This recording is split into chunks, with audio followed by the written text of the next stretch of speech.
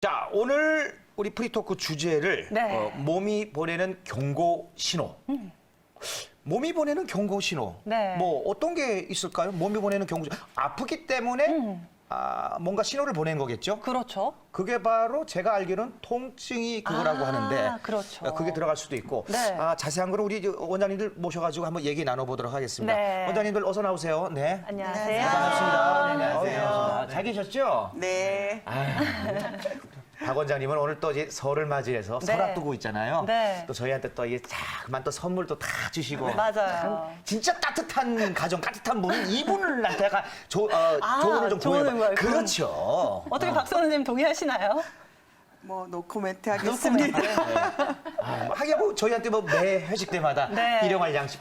지난번에는 빅나리 아나운서 좋았어요. 이 자리에서 말했기 때문에 네네네네. 또 시청자 여러분들과의 약속 거짓되면 안 되잖아요. 그럼요. 네. 네네네.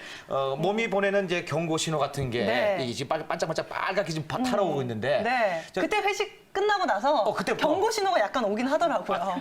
카드나 통장이 아니고 네. 몸에서부터 몸에서 약간 느껴졌어요. 야, 화 많이 이런 났구나. 게 바로 이 화병의 전조 증상이 아닐지 한 번쯤은 고민을 해보게 됐는데요. 그렇죠. 그럴 수 있죠. 뭐 이것뿐만이 아니라 어. 오늘 다양한 이 경고 신호 그렇죠. 어떻게 대처하고 예방할 수 있을지 하나하나 차근차근 이야기를 해볼까요?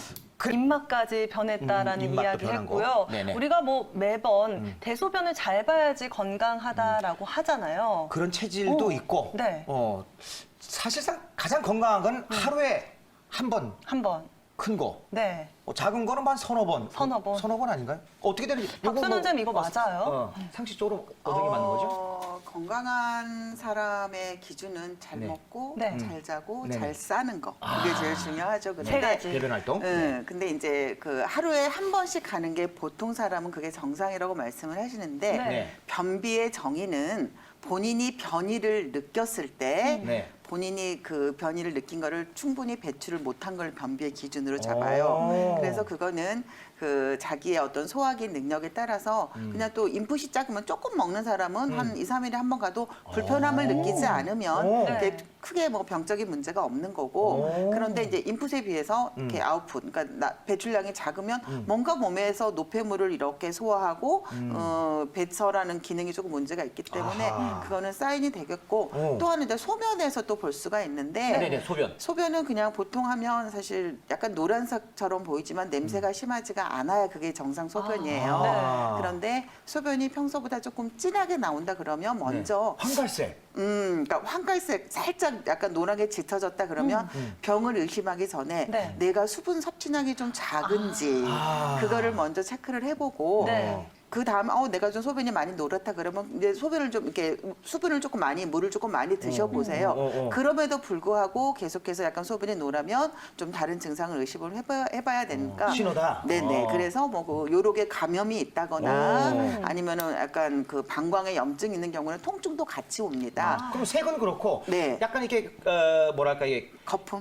예, 맞아요. 거품이 볼볼볼하게 하얗게 그러니까 이제 거품이 이렇게 나면은 보통은 그게 좀 문제가 있다고 생각을 하시는데 네네. 이게 소변을 놓는 압력차 때 보통 여자들은 그렇지 않아요. 근데 네네. 남자들이 이제 거품이 많이 나는 경우는 이 압력차 때문에 거품이 생기는 거기 때문에 네. 그거는 심하지 않으면 그냥 정상 반응으로 생각을 흰 하시면 거품, 되는데 흰 거품. 그런 경우는 단백뇨를 의심을 해봐야 됩니다. 단백뇨? 네네. 오. 그리고 단백뇨를 의심해봐서 이제 소변 검사를 해서 단백뇨가 검출이 되면 계속 그런 거품이 평소보다 심하게 나오면 단백뇨 검사를 하셔서 내 신장에 문제가 있는지 조금 체크를 해보시고요. 신장. 네네. 그다음에 이제 그 노란기를 조금 더 벗어나서 빨갛게 보이는 그런 경우는 혈뇨라고 하는데 피가 섞인 건가요? 네네네.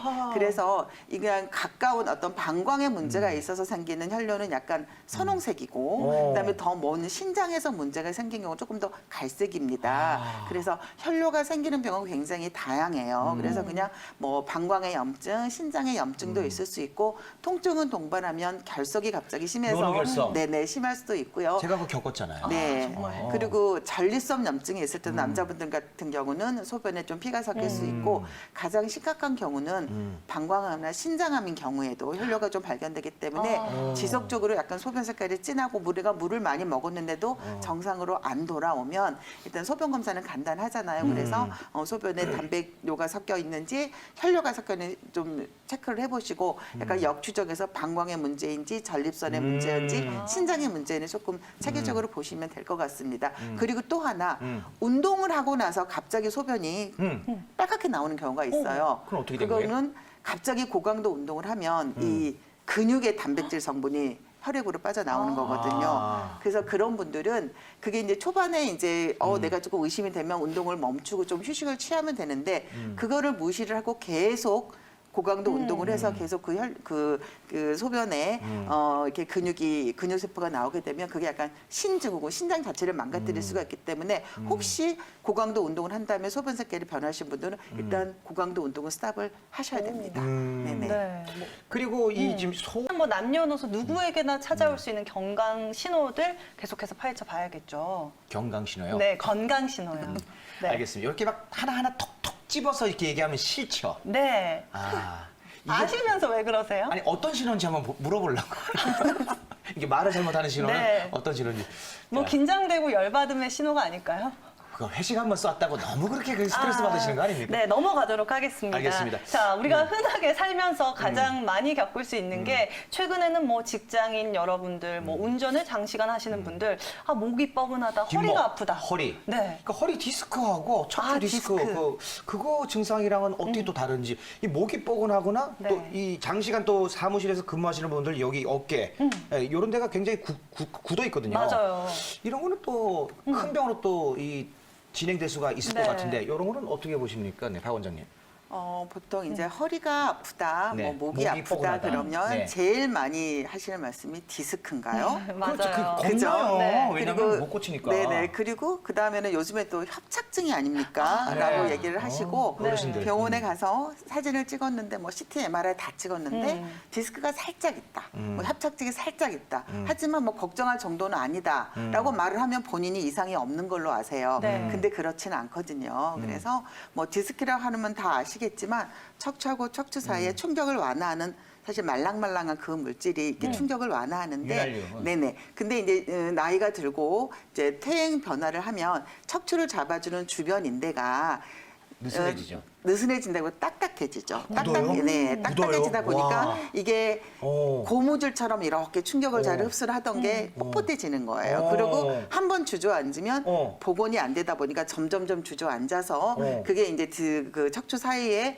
그 디스크가 좁아지면서 신경을 누르는 걸 디스크라고 하고 네. 그다음에 신경이 내려가는 어떤 그 주위에 근육이나 인대가 굳어서 신경을 누르는 걸 협착증이라고 하는데 오. 보통의 경우는 디스크나 협착증 때문에 요통이 오는 경우도 물론 있지만 네. 대부분의 경우는 그냥 척추나 목 주변에 근육이 굳어서, 근육이 굳어서. 예, 그런 경우가 많이 있습니다. 그런 경우는 간단하게 이제 초기에는 마사지? 그냥 본인이 뭐 스트레칭을 해서 하는 게 제일 좋고요. 네. 그다음에 제일 한방에서 침 맞고 부항하면 침, 그렇죠. 굉장히 근육이 조금 쉽게 좀 풀 수가 있기 때문에 그런 경우는 뭐 디스크나 협착증이 아니라 그냥 방심하지 마시고 네. 근육을 좀 풀어주는 좀 한방 치료를 받으시고 그다음에 또 척추하고 척추를 잡아주는 인대가 또 손상이 입어서 그러는 경우도 있고요. 그다음에 이제 이 방송을 시청하시는 분들이 좀 연세 드신 분들은 어떤 경우가 또 걱정이 되냐면 네. 그냥 간단하게 그냥 주저앉았어요. 그냥 의자를 갖다가 살짝 엉덩방을 쬐는데 계속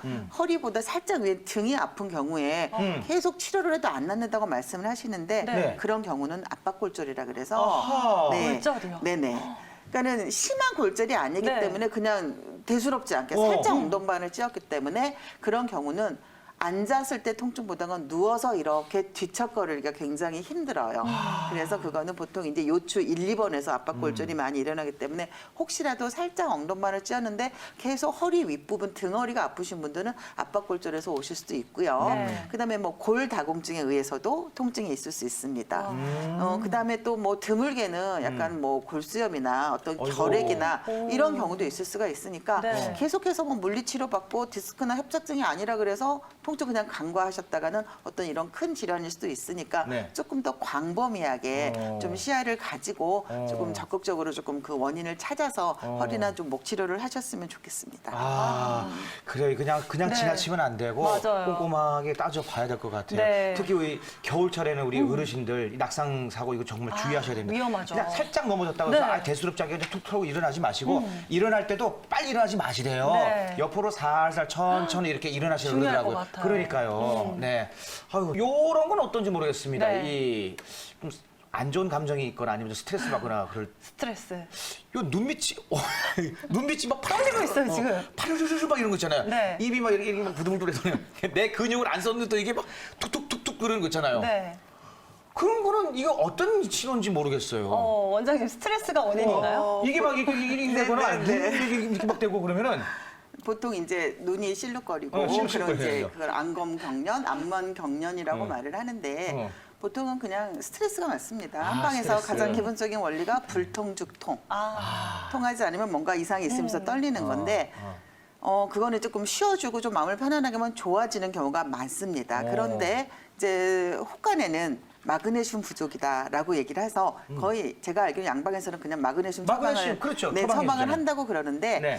요즘에 마그네슘 부족으로 눈이 떨리는 경우는 굉장히 적은 것 같아요. 네네 제가 보기에는 그런데 그 또 하나 좀 다른 증상을 걱정되는 좀 그걸 좀 얘기를 해드려야 네네네네네. 되잖아요. 네. 좋죠. 안구 건조증이나 눈이 피곤해서 그냥 이 안구 주변에 근육에 문제가 생겨서도 그런 경련이 있을 수 있으니까 그때는 이 눈 주변에 침을 맞으면 그래요. 네네 네, 눈 주변에 침을 맞으면 바로 좋아지는 경우가 굉장히 많이 있습니다. 그리고 최근에 카페인이나 알코올을 과다하게 섭취를 했을 때 이런 안검 경련이 많아요. 우리 박 작가 네 맞습니다. 지금 작가, 예, 현재 지금 저희 예. 건강한 의사의 우리 메인 작가 메인이고 네. 사실 혼자밖에 없잖아요. 우리 박 작가가 작가분이 사실 저희가 와서 계속 침치를 하고 약물을 주는데 계속 과도한 카페인과 카페인, 알코올 그렇죠. 섭취를 알코올. 하니까 계속 그거를 안고 계시니까 혹시라도 지금 시청하시는 분들 중에서 내가 마그네슘도 다 이거 섭취를 했는데도 하고 계속 이렇다. 뭐 이렇다 그러면은 술을 끊어보셔야 됩니다.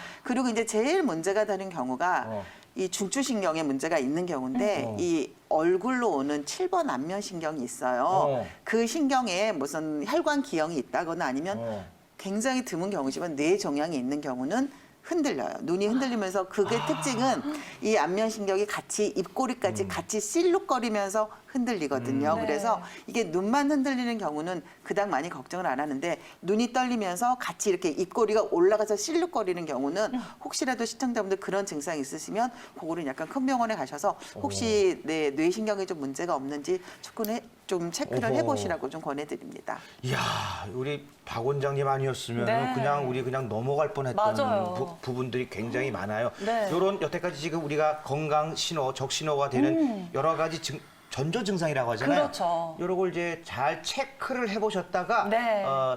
전문의한테 한의원에 가서 네. 체크를 해보셔야 될 것 같습니다. 맞습니다. 더 큰 우리, 질환으로 그렇지. 진행되지 않도록 네. 여러분들 세심하게 주의를 네, 기울여 맞습니다. 보시고요. 박 작가 아시죠? 네, 저희는 잠시 광고 보고 또 다른 건강 이야기 함께 해보겠습니다. 네, 박 작가 걱정이야.